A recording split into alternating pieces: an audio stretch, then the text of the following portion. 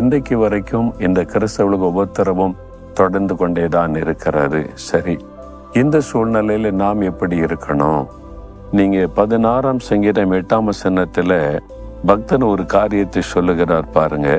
கர்த்தரை எப்பொழுதும் எனக்கு முன்பாக வைத்திருக்கிறேன், அவர் என் வலது பார்சத்தில் இருக்கிறபடியால் நான் அசைக்கப்படுவதில்லை. கர்த்தரை எப்பொழுது எனக்கு முன்பாக வைத்திருக்கிறேன், என் வலது பார்சத்திலே ஆண்டவர் இருக்கிறார். அவர் எப்பவுமே என் கூட என் வலது பக்கத்தில் இருக்கிறார். அவருக்கு நான் முதலிடம் கொடுத்து வைத்திருக்கிறேன். அதனால நான் அசைக்கப்படுவதில்லை. பாடுகள், உபத்திரவங்கள், நெருக்கங்கள், நிந்தைகள் எது வந்தாலும் நான் அசைக்கப்படுவதில்லை என்பதாய் சொல்லுகிறார். இது அவருடைய அனுபவம். காலங்களிலே கிறிஸ்தவருடைய அனுபவம் அதுதான்.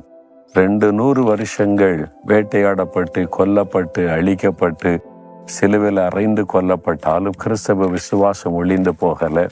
கிறிஸ்தவர்கள் முற்றிலும் அழிக்கப்பட்டு போகல.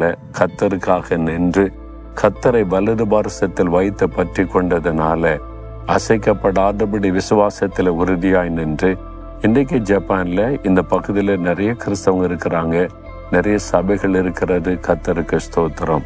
உங்க வாழ்க்கையில கூட கர்த்தரை எப்பொழுதும் முன்னால வைத்துக் கொள்ளுங்க. ஆண்டவரே, நான் முன்னால போறேன், நீங்க பின்னால வாங்கன்னு சொல்லக்கூடாது. நீங்க முன்னால போங்க, நான் பின்னால வர்ற ஆண்டவரேன்னு சொல்லி அர்ப்பணித்துக் கொள்ளணும்.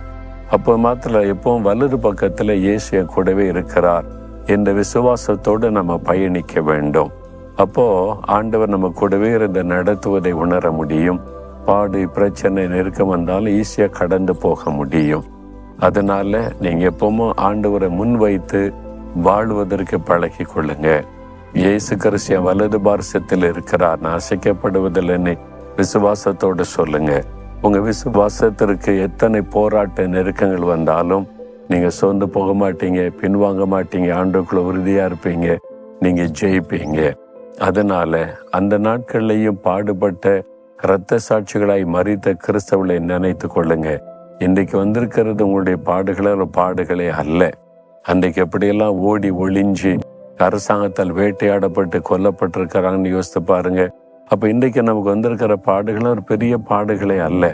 அவங்க அந்த காலத்திலே விசுவாசத்தில் அவ்வளவு உறுதியா நின்றிருக்காங்க. குடும்பமா, தன்னுடைய மனைவி, குழந்தைகளோட எல்லாம் கர்த்தருக்காக எவ்வளவு உறுதியா நின்றிருக்கிறாங்க.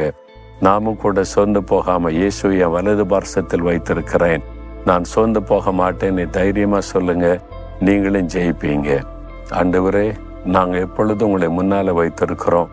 எங்க வலது பார்சத்தில் நீர் இருக்கிறபடியால் நாங்கள் அசைக்கப்படுவதில்லை. அந்த காலத்தில் இரத்த சிந்தி மரித்த பரிசுத்தவான்களை நினைவு கூறுகிறோம்.